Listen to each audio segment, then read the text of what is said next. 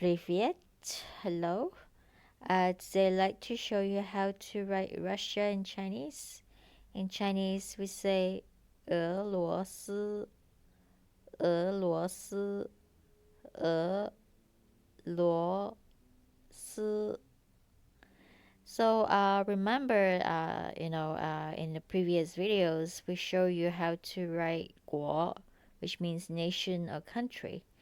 So for Russia, 俄罗斯, usually, we also say it as 俄国, 俄国. So we use the first character, 俄, and then put the nation afterwards, 国, 俄国, to represent Russia.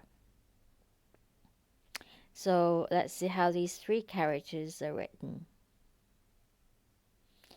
They may look a little bit, more complicated because they consist more strokes, but don't be afraid. Just try to replay many times as you can and to follow each step. Thank you.